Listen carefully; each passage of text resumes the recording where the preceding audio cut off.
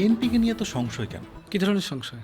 সংশয় বলতে সাধারণ মানুষের মধ্যে একটা রীতিমতো আতঙ্ক বা একটা ভয় কাজ করছে যে যদি আসলে তারা ক্ষমতায় আসে, কেন জানি হচ্ছে মানে আগেকার সময়কার যে জিনিসগুলো ঘটতো সেগুলো একটা পুনরাবৃত্তি হতে পারে। এইরকম একটা সংশয় সবার মনের মধ্যে। কেন আসলে এটা? মানে আমরা সামাজিক যোগাযোগ মাধ্যম বা যদি নেট দুনিয়ার কথা বলি, তারেক জিয়া একটা মন্তব্য করেছেন যে ক্ষমতায় গেলে আসলে তারা যেটা করবে সেটা হচ্ছে দুর্নীতিকে লাগাম টেনে ধরবে। প্রথম মন্তব্যটা যদি একটু খেয়াল করেন, শিয়ালের কাছে মুরগি যেমন নিরাপদ, ঠিক বাংলাদেশ বিএনপির কাছে নিরাপদ, এমনটা এরকম মন্তব্য। তো এই যে সবার মনের মধ্যে এরকম কেন মনে হচ্ছে যে বিএনপি আসলে শিয়াল আর দেশটা মুরগি, মানে কারণটা কি? যখন এই কথাটা বিএনপির ভারপ্রাপ্ত প্রধানের মুখ থেকে আসলো যে বিএনপি একমাত্র দল যে দুর্নীতিকে লাগাম টেনে ধরতে পারবে, এই দুইটা জায়গাকে লিঙ্কেজ করে মানুষ তো আসলে সমালোচনা করার চেষ্টা করবে, বিশেষ করে তার রাজনৈতিক প্রতিপক্ষরা আর কি। একইভাবে দেখেন, আপনি যদি জামাতের কোনো নেতা যদি এমন কিছু বলে যেটার সঙ্গে তার সংশ্লিষ্টতা আছে কোনো কোনো না কোনো সময়, সবার মধ্যেই তো রাজনৈতিক মতাদর্শের ভিন্নতা আছে। নিশ্চয়ই বিএনপির এই বক্তব্য, বিএনপির ভারপ্রাপ্ত চেয়ারম্যানের যে বক্তব্য, এই বক্তব্যের বিরোধিতা নিশ্চয়ই বিএনপির নেতাকর্মীরা খুব একটা করছে বলে মনে হয় না। এইটি বিরোধিতা করছে হয়তো তার প্রতিপক্ষ দলের না, তারা বিরোধিতা করবে, তারা তো আসলে দাবি করে তাদের কোনো দুর্নীতি নাই, চাঁদাবাজির বিরুদ্ধে জিরো টলারেন্স। অথচ আমরা দেখতে পাই চাঁদাবাজির যে কোনো মানে সংঘটিত ঘটনার পেছনে ঘুরে ফিরে হয়তো কোনো কোনো না কোনো ভাবে পরোক্ষভাবে কানেক্ট হয়ে যায়। হ্যাঁ, বিএনপির এটা তো আছেই। বিএনপি দলীয়ভাবে অনেককে চাঁদাবাজির জন্য বহিষ্কারও করেছে। 5ই আগস্ট পরবর্তী বাংলাদেশে যেই পরবর্তীত প্রেক্ষাপট, সেখানে বিএনপি সবচেয়ে বড় শক্তিশালী রাজনৈতিক দল। সে কারণে মাঠে ঘাটে যখন শক্তির প্রয়োগ করে কোনো কিছু হয়, স্বাভাবিকভাবে ওই দোষটা বিএনপির ঘাড়েই চলে যায়। বিষয়টা তো এমন। 5ই আগস্টের পরবর্তী সময়ের কথা যেহেতু বললেন, এই সময় তো মনে করেন আর বিএনপি ছাড়া ওরকম বড় দল নাই। না, বিএনপি ছাড়া বড় দল এখন নাই, ওইটাও বলা যাবে না। আমরা যেটা দেখছি যে বিএনপির পাশাপাশি জামাতও কিন্তু তার রাজনৈতিকভাবে অনেক দূর এগিয়ে চলে এসেছে। এখন জামাতকে আসলেই মানে ওইরকম বড় একটা দল হিসেবে ধরা যায়, নাকি বর্তমান সময়ে যে একটা ভ্যাকিউম আছে ওই জায়গাতে আসলে ওরকম কোনো বড় দল নেই, সেই কারণে কি আসলে হাইলাইটে চলে এসেছে কিনা, বা বিএনপি না, অটোমেটিক এক সময় তো বাংলাদেশের রাজনীতিতে আওয়ামী লীগ এবং বিএনপি এটাই বেশ কয়েক বছর ধরে চলে আসছিল। এখন যেহেতু আওয়ামী লীগ বাংলাদেশের রাজনীতির মাঠে সেই অর্থে নেই, রাজনীতির মাঠে কিন্তু তারা নেই। ভোটের রাজনীতিতেও তাদের দলীয় কার্যক্রম নিষিদ্ধ করা আছে, ভোটের নিবন্ধন স্থগিত করা আছে, সব মিলিয়ে ভোটের মাঠে তারা এখন সেই অর্থে নেই। তো না থাকার কারণেও একটা ব্যাপার তো আছেই। অনেক সময় আমরা দেখি যে বড় বড় দলের অনেক সময় কমিটি ছিল না, দীর্ঘদিন ধরে কাউন্সিল করতে পারে না, কিন্তু জামাত কিন্তু ওই জায়গাটা আগে থেকেই তারা শক্তিশালী অবস্থানে ছিল সাংগঠনিকভাবে। ওইটার একটা সুফল সে পাচ্ছে, একটা সুযোগ পেয়েছে, সুযোগটাকে আসলে কাজে লাগাচ্ছে। মির্জা ফখরুল ইসলাম আলমগীর যেটা আমি একটু এই প্রসঙ্গে বলি, যেটা এনসিপির ক্ষেত্রে হয়নি।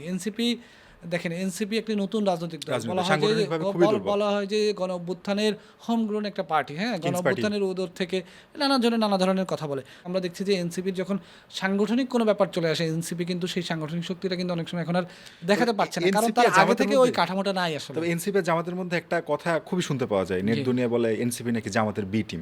24-এর গণ অভ্যুত্থানে এনসিপির এনসিপি নেতারা যে সামনে আসছে ছিল না, সে সময় এনসিপি ছিল না, যারা সমন্বয়ক ছিল, যারা ছাত্র জনতা ছিল, পরবর্তীতে যারা এনসিপি গঠন করেছে, এরা কোনো না কোনোভাবে আন্দোলনের মাঠে কানেক্টেড বেশি ছিল জামাতের সঙ্গে, শিবিরের সঙ্গে। তো এই জায়গাটায় যেই আলোচনাগুলো আমরা দেখি, এই কারণে হয়তো কথাগুলো বলা হতে পারে। ভিন্ন ভিন্ন কারণ থাকতে পারে, আমার এখানে আসলে ব্যক্তিগত মতামত দেওয়ার সুযোগও নেই। উপদেষ্টাদের কেউই আসলে পদ থেকে নির্বাচন করতে পারবে না, এটা তো জানা কথা, থাকতে পারবে না। নির্বাচন কমিশনার আবুল ফজল মোহাম্মদ সানাউল্লাহ বলেছেন যে উপদেষ্টার পদে থেকে কেউ নির্বাচন করতে পারবে না। এটি তো আসলে জানা কথাই যে এটা যেহেতু একটি বিশেষ সরকার, অন্তর্বর্তী সরকার, গত 3টি সংসদ নির্বাচন অনুষ্ঠিত হয়েছিল কি সরকারের অধীনে, সরকারের মন্ত্রী এমপিরাই আবার ওই নির্বাচনে অংশগ্রহণ করেছিল।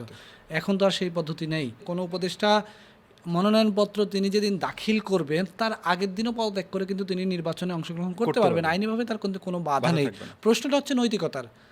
ঠিক আছে, যে তফসিল ঘোষণা হয়ে গেল যে আপনি এখন উপদেষ্টার পদে বসে আছেন, এখন আপনি পদত্যাগ করছেন না, মনোনয়নপত্র দাখিলের আগের দিন পর্যন্ত আপনি সরকারি সকল সুযোগ সুবিধা, আলিশান বাংলা সব কিছু ভোগ দখলের মধ্যে থেকেই পরবর্তীতে আপনি একেবারে মনোনয়নপত্র দাখিলের আগের দিন এসে পদত্যাগ করে মনোনয়নপত্র দাখিল করছেন, সেটি আসলে বিষয়। ইসলামের জন্য হলেও একবার যদি আমাদের সংসদে পাঠাতে পারেন, কথা দিতে পারি কোনো মায়ের বুক খালি হবে না, চাঁদাবাজি থাকবে না। ইসলামী আন্দোলন বাংলাদেশের সৈয়দ মোহাম্মদ রেজাউল করিম এমনটা বলেছেন, এবং সোশ্যাল মিডিয়াটা নিয়ে বেশ ভালোই মন্তব্য দেখতে পাওয়া যাচ্ছে। এখন প্রশ্ন হচ্ছে, ধর্ম নিয়ে আসলে এভাবে করে একটা দলীয় সংগঠন গড়ে তোলা, এটা তো আমরা জানি। আর এটা নিয়ে আবার মির্জা ফখরুল ইসলাম আলমগীরের একটা কাউন্টার মন্তব্য আছে, আমি যদি দেখাই আপনাকে। তিনি আবার এরকমটা কিছু বলেছেন যে দেশে ধর্মের নামে বিভাজনের চেষ্টা চলছে, আমরা ধর্মবিশ্বাসী মানুষ হলেও ধর্ম দিয়ে রাষ্ট্র বা সমাজকে বিভাজন করি না, এবং সেখানে হচ্ছে অথচ আজ বাংলাদেশকে বিভক্ত করার অপচেষ্টা চলছে। হয়তো যদি বাংলাদেশ যেভাবে চলছিল, মানে বিএনপি আওয়ামী লীগের কথা যেটা আপনি বললেন, যে দুইটা হচ্ছে দল, একবারে ওপর লেভেলের দল, তখন তো এই ধরনের দলগুলোর কথা খুব একটা গুরুত্ব পেত না, বা তখন হয়তো এই দলের এই কথার কাউন্টার হয়তো মির্জা ফখরুল ইসলাম আলমগীর দিত না, বিএনপির মতো একটা দল। বাট এই যে এখন দিচ্ছে, এতে করে কি আসলে সোশ্যাল মিডিয়ায় তাদের একটা গ্রহণযোগ্যতা বাড়ছে কিনা, বা ভোটের ময়দানে এইভাবে কথা চালাচালিটা একটা আলাদাভাবে আসলে ইম্প্যাক্ট ফেলবে কিনা? রাজনীতিতে অনেক সময় তৃতীয় চতুর্থ দলও কিন্তু অনেক সময় ফ্যাক্ট হয়ে যায়। এটা আমরা এর আগে অনেকগুলো নির্বাচনে দেখেছি, 91 নির্বাচনে দেখেছি যে বিএনপি সরকার গঠন করার জন্য তৃতীয় দলের সহযোগিতা নিতে হয়েছে। এর আগে 96 সালেও এরকম কিছু একটা ঘটেছিল। তৃতীয় দল যে গুরুত্বপূর্ণ নয় এটা একবারে বলা যায় না। তো এখন তো যেহেতু ইসলামিক দলগুলো একটা দ্বিতীয় শক্তি হয়ে উঠেছে, তৃতীয় না, এখন তারা দ্বিতীয় শক্তি হয়ে উঠেছে।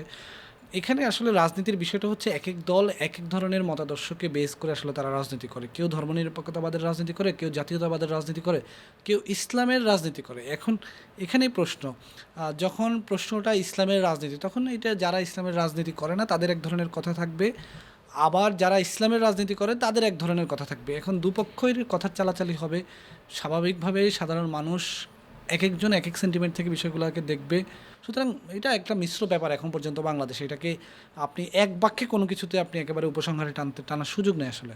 জাতীয় জনমত জরিপ 2025, আগামী নির্বাচনে কোন দল জিতবে, প্রধানমন্ত্রী কে হবে, সেটা নিয়ে একটা জরিপ চালানোর কথা মানে বার্তা হচ্ছে।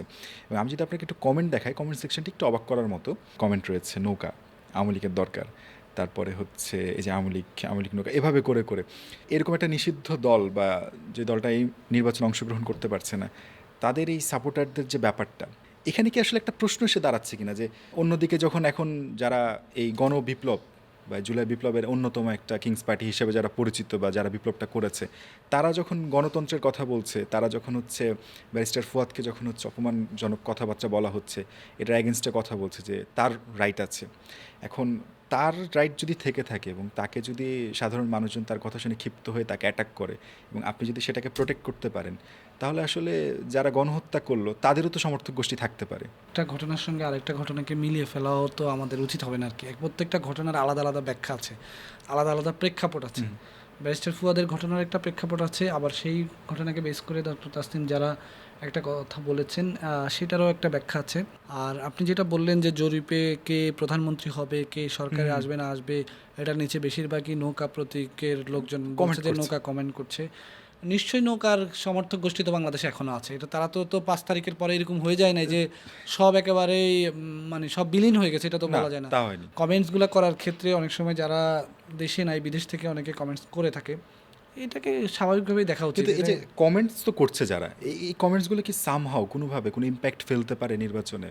কমেন্টস কখনো নির্বাচনে ইম্প্যাক্ট ফেলতে পারে বলে আমার কাছে এত মোটা দাগে এত সাদা চোখে মনে হয় না। কমেন্টস তো কমেন্টস।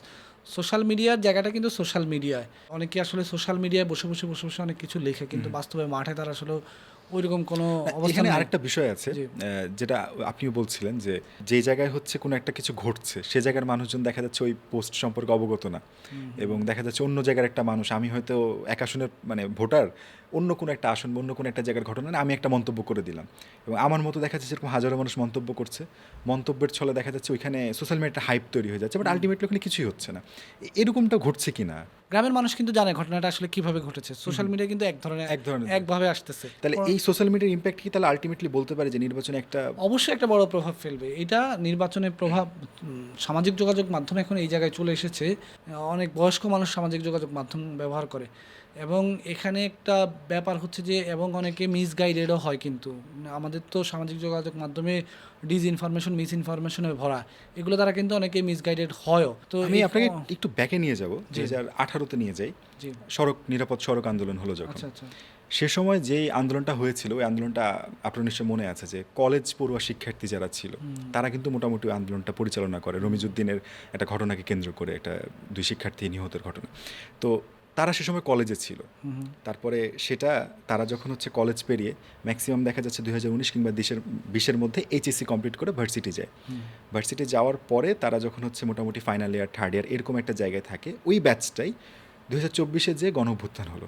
এবং আপনি যদি একটা মিল খুঁজে দেখেন, ওই একটাই ব্যাচ যারা কিন্তু পরপর দুইটা বড় বড় ধরনের বলতে পারেন তাদের জায়গা থেকে যতটুকু সম্ভব আন্দোলন করেছে, একটা বা দুইটা ব্যাচ, এরা বর্তমান সময় দেখতে গেলে জুলাইয়ের পর থেকে দেখতে গেলে একটা বড় ইম্প্যাক্ট বা এক্স ফ্যাক্টর আমার কাছে মনে হচ্ছে দেশের রাজনীতিতে। অবশ্যই। এবং খুব ভুল না করলে তারা ম্যাক্সিমাম এই পুরো এক্স ফ্যাক্টর যাদেরকে বলছি তারা এবার ভোটার। তাদের কি সামহাও এই সোশ্যাল মিডিয়ার যে ইম্প্যাক্টটা তাদের উপর সব থেকে বেশি পড়বে কিনা? এখন তো একটা বড় পরিবর্তন এসেছে যে মানুষ আসলে ভোট নিয়ে আলোচনাটা করে, মানুষের যে চায়ের দোকান সেটা কিন্তু সামাজিক যোগাযোগ মাধ্যমে চলে এসেছে, ফেসবুকে ইউটিউবে চলে এসেছে। কেউ যদি তাদেরকে অবজ্ঞা করে এটাকে তার জন্য একটা বড় ভুল হবে। বাংলাদেশে এটা শুধু বাংলাদেশের জন্য না, আমরা দেখেছি পরপর অনেকগুলো দেশের সরকার ফেলে দিয়েছে জেনজিরা। তো এই জেনজি, এই জেনারেশন যাদের কথা আমরা বলছি, এরা যে কোনো সময় যে কোনো কিছুর জন্য এক ধরনের প্রেশার গ্রুপ কিন্তু করতে পারে। আপনি মোটা দাগে এদেরকে যদি শুধু আপনি এনসিপি দিয়ে যদি এদেরকে আপনি যদি ইলাবোরেট করেন তাহলেও কিন্তু হবে না, বা এরা এরা মানে এনসিপি এরা একেবারে আলাদা একটা বিষয়। আমি এনসিপি বলছি না। আপনি দেখবেন যে 2024-এর অভ্যুত্থানে যারা বিপ্লবের অনেকগুলো ফেজ ছিল, পুলিশের গাড়িতে আপনি দেখবেন যে এভাবে করে রং মেখে দিয়েছে। আপনি দেখেছেন পরবর্তীতে রাজনীতিতে তাকে কোথাও খুঁজে পেয়েছেন? না, কোথাও খুঁজে পান নাই। আপনি একটা রিকশায় দাঁড়িয়ে একটা মেয়ে আঙুল তুলে স্লোগান দিয়েছিল, যেইটা অনেক বেশি সামাজিক যোগাযোগ মাধ্যমে ভাইরাল হয়ে গিয়েছিল, অনেক ইম্প্যাক্ট ফেলেছিল। অনেকের অনেক স্লোগান সামাজিক যোগাযোগ মাধ্যমে এমনভাবে ছড়িয়েছে যেটা পুরো আন্দোলনে এক ধরনের দাবানলের মতো কাজ করেছে। আমি আসলে তারা কিন্তু এখন রাজনীতিতে সেই অর্থে নেই। তারা রাজনীতিতে না থাকলেও তাদেরকে যদি আমরা ভোটার হিসেবে কাউন্ট করি, এবং সেই জায়গা থেকে ওই সময়কার প্রেক্ষাপটে একটা আন্দোলন ছিল, ওই আন্দোলনে যারা ক্ষমতাশীল দলের ছিল আর কি, সাবেক প্রধানমন্ত্রী বা দল আওয়ামী লীগ যারা, তারা সে সময় তাদের নার্ভ মিস করে। তারা যেভাবে আসলে আন্দোলনটা পরিচালনা করে, তারা স্লোগান দেয় তুই কে আমি কে রাজাকার রাজাকার, একটা সার্কাস্টিক ওয়েতে তারা যেভাবে সব কিছু নিয়ে আলোচনা করে, কিন্তু এই সার্কাজমের মধ্যেও তাদের কিন্তু মতামতটা বোঝা যায়।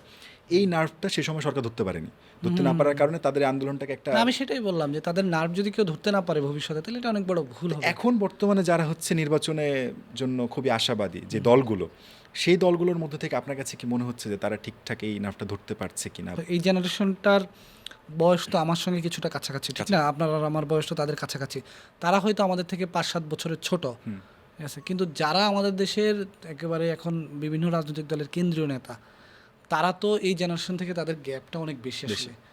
স্বাভাবিকভাবেই তারা এখন পর্যন্ত এদের নার্ভটা ধরতে পারছে না, তারা আসলে কি চায় এটা তাদের কাছে পরিষ্কার একটা না। মন্তব্য যদি দেখাই সালাউদ্দিন আহমেদের, বিএনপি ক্ষমতায় গেলে শিক্ষিত বেকাররা ভাতা পাবে, আচ্ছা, এরকম একটা মন্তব্য তিনি করেছেন।